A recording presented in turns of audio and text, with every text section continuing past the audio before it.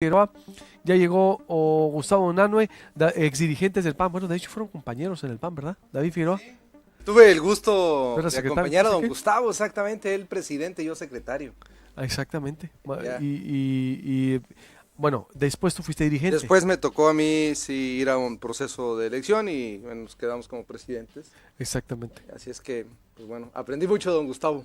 Don Gustavo Nanue, bienvenido. Gracias, gracias. Estás por acá. Antes, si les parece, escuchamos a Álvaro Delgado Sí, de claro. Proceso, que nos dé un contexto nacional del caso Margarita Zavala, y ya me voy después con ustedes porque Gustavo tiene mucho que decir, pero y David también, que son pues seguidores de Margarita.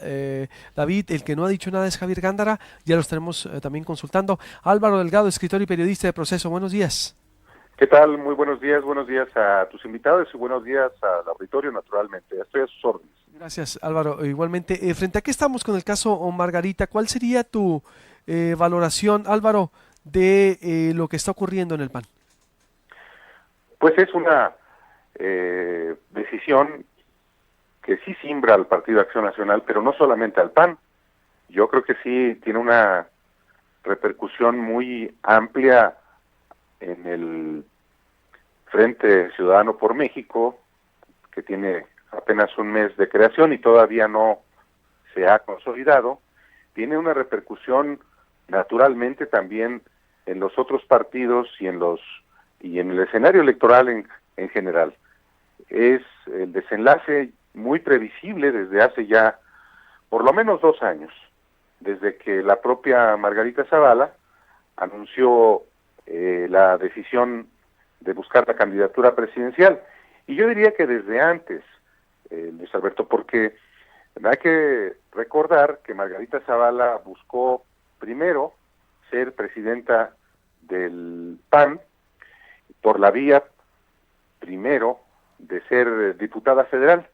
Las dos opciones se cancelaron, primero porque efectivamente ella buscaba ser diputada como lo ha sido en las dos ocasiones anteriores por la vía plurinominal. Nunca estuvo dispuesta a someterse a la voluntad de los ciudadanos. Por ejemplo, pudo haber sido candidata a diputada federal por el lugar donde vive en la Ciudad de México y donde ha vivido toda la vida. No lo hizo seguramente porque iba a ser derrotada. Y luego no tuvo definición para buscar la candidatura a la presidencia del PAN.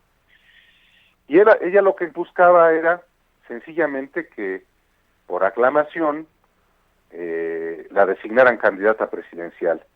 Y en un partido político tan consolidado como el PAN, cuando se ha corrompido de tal grado ese partido que lo que gravitan son fundamentalmente los intereses, pues el grupo hegemónico que encabeza Ricardo Anaya y antes lo encabezó Gustavo Madero, naturalmente que no lo iban a dejar pasar, como finalmente ocurrió, y decidió irse a una aventura que seguramente no la llevará a la presidencia de la República.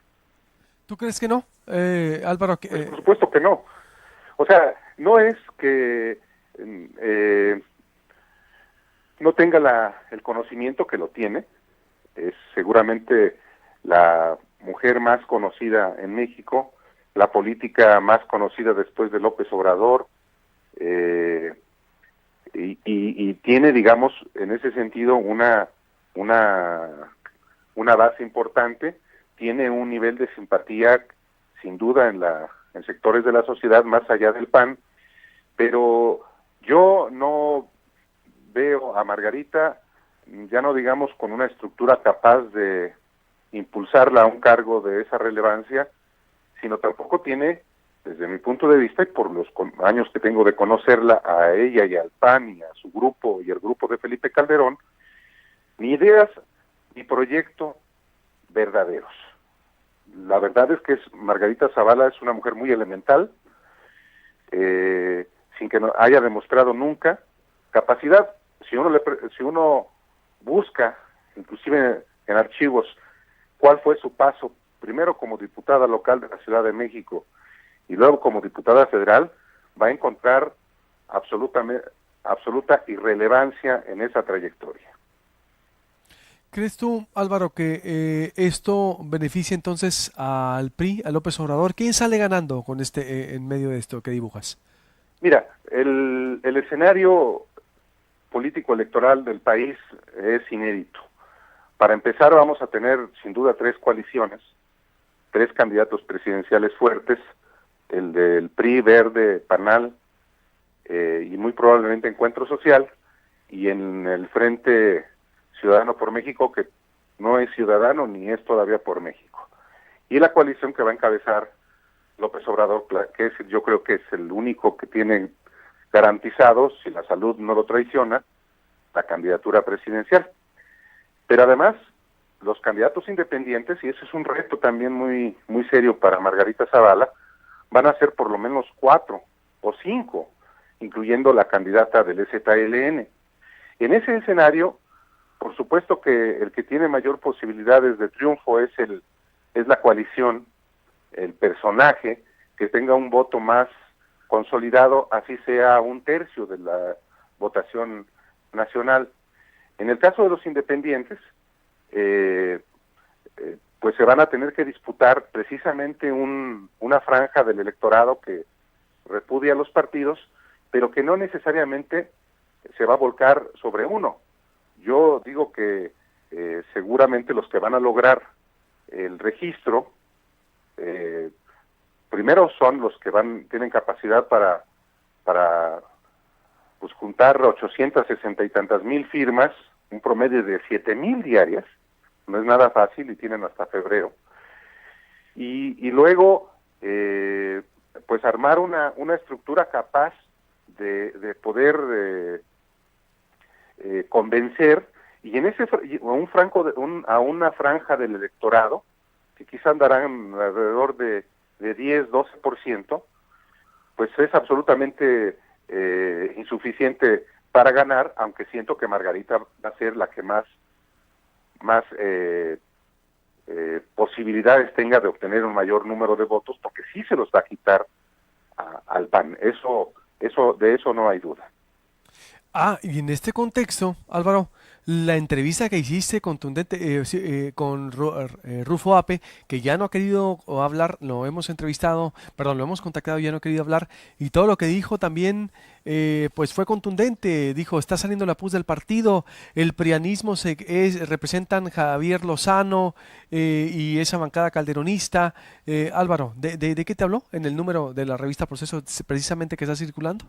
Mira, yo hablé precisamente con Ernesto Rufo, que es un personaje sin duda en el PAN, no solamente porque fue el primer gobernador de este partido, sino porque digamos que representa una corriente que en su momento se enfrentó a la corriente encabezada por Felipe Calderón, y de ahí viene una rivalidad personal. No solamente creo que es personal, es también de una manera de ver el partido y de ver el país, pero fue Felipe Calderón el que venció por la presidencia del PAN a Ernesto Rufo en aquel entonces, y me estoy hablando de 1996, el 10 de marzo de 1996, y digamos que hay un ajuste de cuentas en eso, porque ahora Ernesto Rufo habla de que Margarita Zavala es la candidata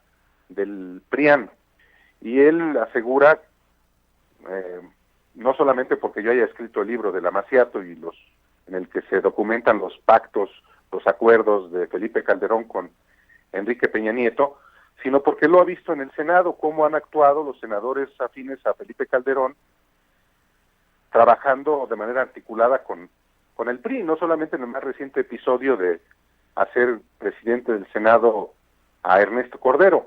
Rufo dice que Margarita Zavala es el candidato del PRIAN, esa expresión que más bien acuñó Andrés Manuel López Obrador para referirse al cogobierno que ha habido de PRI-PAN desde 1988, cosa que se sustenta claramente en los hechos. Pero en esta entrevista Rufo habla precisamente de este contubernio de Felipe Calderón con Enrique Peña Nieto, con el PRI de Atlacomulco, y cómo Margarita, consciente o inconscientemente, está sirviendo a esos intereses. finalmente es una opinión de un panista. Yo creo que hay elementos para suponer esto, porque no hay que perder de vista una cosa, y seguramente tus invitados hablarán al respecto. Varios de los que se supone apoyarían a Margarita Zavala están viendo más para sus intereses, y sus intereses están más con alguien que no es Margarita Zavala, que es José Antonio Meade, que si es el candidato del PRI, lo van a apoyar indiscutiblemente. Hoy mismo yo, en mi columna que publico los martes en el Heraldo de México, la titulo Las dos cachuchas de Calderón, Meade y Margarita. Y ahí digo cómo varios de los allegados a Felipe Calderón, empezando por Ernesto Cordero, están más con el proyecto de Meade, así sea candidato del PRI, que con la misma Margarita Zavala, a quien Roberto Gil Suar, que fue el secretario particular de Calderón, y Javier Lozano, que fue el secretario del Trabajo en su sexenio, la han minimizado y la han considerado absolutamente inepta. No hay que perder de vista eso.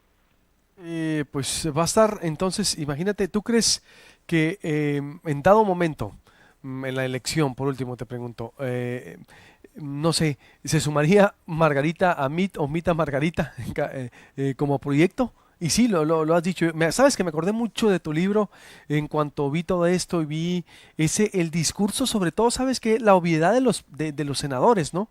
De esa alianza que traen con los priistas, viendo a Calderón operar, ahí me hizo mucho ruido y me acordé inmediatamente de lo que nos habías comentado el año pasado con tu libro, Álvaro. Sí, bueno, yo en mi libro pues hago lo que hace un periodista, hace historia de lo inmediato, no, por lo menos en mi caso no hago vaticinios ni prospectiva, pero lo que documenté en mi libro es precisamente los contubernios que ha habido entre Felipe Calderón y Enrique Peña Nieto específicamente, y quedó, digamos que el libro concluye con el perfil de los tres principales contendientes en el PAN por la candidatura presidencial: Rafael Moreno Valle, Anaya y Margarita. Ahora Margarita está fuera. Yo no veo que Margarita, digamos que en un momento dado, decline a favor de Meade. Si es Meade, todavía falta que lo sea el candidato del PRI. Yo más bien la veo a ella en una búsqueda clara por ser candidata presidencial y naturalmente buscar ganar. Si no busca ganar, pues ¿para qué se mete? Yo veo que sí es muy complicado, pero sí creo que va a ser muy claro que si no es Meade el candidato, si Margarita crece y no crece cualquiera que sea el candidato del PRI, entonces sí el PRI tiene una opción vía Margarita Zavala para llegar a la final ante Andrés Manuel López Obrador. No porque muy claramente Calderón sin duda haría un pacto con Peña, como los hizo desde el 2006 y en el 2012, porque la prioridad número uno de Enrique Peña Nieto hoy es cuidarse las espaldas. De la misma manera que si la final fuera Anaya, López Obrador, no tengo duda de que habría un acuerdo entre Ricardo Anaya y Enrique Peña Nieto. Si ustedes se fijan, Anaya jamás ha hecho una sola crítica a Enrique Peña Nieto, ya no digamos como persona, sino como presidente de la República, como jefe del Estado mexicano. ¿Y por qué no lo hace? Sencillamente porque los puentes que ha habido entre ellos han existido permanentemente desde el 2012, desde que él era presidente de la Cámara de Diputados, y el contubernio sigue. Nada más que pues tuvieron una pequeña diferencia a partir de las últimas semanas en el Estado de México, y de pronto el colaboracionista que ha sido en todo el sexenio Ricardo Anaya, pues se volvió opositor. Es decir, yo sí creo que va a haber lo que hoy se está disputando es una semifinal entre el PRI, el PAN o el Frente Ciudadano por México para la gran final que será ante Andrés Manuel López Obrador. Bueno, y también en este contexto entraría Margarita Zavala también.